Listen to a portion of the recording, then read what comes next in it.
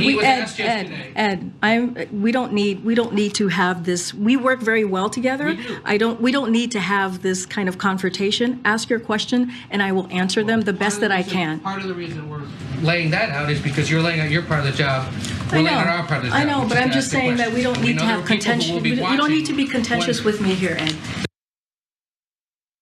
That is Press Secretary Karine Jean-Pierre facing some tough questioning about the Joe Biden document scandal, which has changed a little bit in the last 24 hours for a couple of different reasons. The first, this is breaking news that we're just finding out about this. Depending on how it's worded, Merrick Garland is considering or will have a special counsel that looks into the Joe Biden document scandal. That is something that I have said the current Jack Smith should do if he's investigating Joe Biden for his documents. He could also investigate Joe Biden, or he's investigating Donald Trump. He could also investigate Joe Biden, acknowledging that I think there are and were some significant differences between them. But I also want to throw out that one of the differences is not as different as it was yesterday. And I believe that we should evaluate and change based on the news. So more documents were found at a second location. And initially when this was reported last night, we didn't know what it was. As of this morning, we now do. Richard Sauber, who's a special counsel of President Biden, said all but one of these documents were found in storage space in the president's Wilmington residence garage. One document consisting of one page was discovered among stored materials in an adjacent room. No documents were found in his beach residence or whatever. And that, I think, is actually noteworthy. Again, I still haven't seen any reason to believe that he's trying to steal these documents, and that may matter for prosecution, but we have said one of the differences was that he hadn't taken it to his personal residence. Apparently they were at his personal residence. So that is different than it was yesterday. And if Merrick Garland does appoint a special counsel, I think that this is definitely something that should be looked into. AB, what do you think? So I 100% believe that it's something we should look into. And I say that just for the peace of the American people, right? Because we went in on Donald Trump for them documents. Now the difference between the two is Donald Trump had 300 and some documents. Biden had about 10, okay? Donald Trump wasn't trying to get them documents up.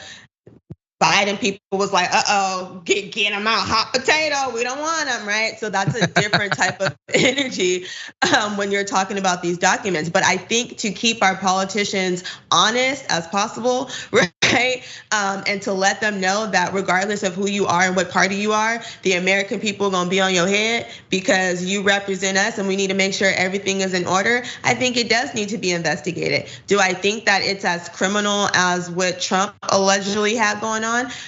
Possibly not, right? Because when you think about the fact that 99% of the documents that were found were like Biden's personal stuff, and then there just happened to be like this box of documents that was found in the first location, and then they ended up finding, a few more documents in the other location. At this point, we don't know how classified they were, right? And we know that they came from when he was in VP. And what we also know is that his lawyers gave them up immediately. Trump's lawyers sat there and lied, basically, and was like, we gave you everything. And then when the FBI ran up in your house and found everything and some, right, then he felt attacked. So I think that's the difference between the two in terms of how it's being handled. That at the end of the day, if you were derelict of your duties, then you need to be checked about it and you won't play them games no more.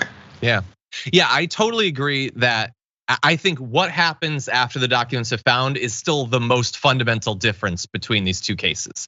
And unless Biden drastically changes his behavior, that difference is gonna remain because Donald Trump still claims to this day that he should be allowed to keep those documents. And if he still has some, and it is possible that he does, he's not giving them up. Whereas, as with the first location, when they found these in the garage, they immediately gave them back. Now that doesn't necessarily absolve him of what I think there should be liability for if he intentionally stole these documents. And also, I don't think that, I disagree a little bit about the number. I'm not saying that the number doesn't matter, but if you stole one really important document, that to me is still a crime. For me, it's more, did you try to hold on to them? Did you keep them when you knew you shouldn't? And that is true of Trump and so far has not been true of Biden. That said, investigate it. And by the way, if he has effectively done the same thing or something similar to what Trump did, if that's the final evaluation of the special counsel, if what they do to Trump is stopping him from running again, then I think that should be applied to Biden as well. I know that he's the current president and they're they're even more hesitant to investigate the current president or indict them or whatever. I don't agree with that. If Trump is banned for stealing documents, and that is what Joe Biden did, which has not been established yet, then I think the consequence should be the same. That's what I would say. Oh, Galfar is giving us live. Attorney General Merrick Garland on Thursday appointed Robert Hur as special counsel to investigate the discovery of classified documents that was potentially mishandled following President Biden's tenure as vice president. So this is not a hypothetical.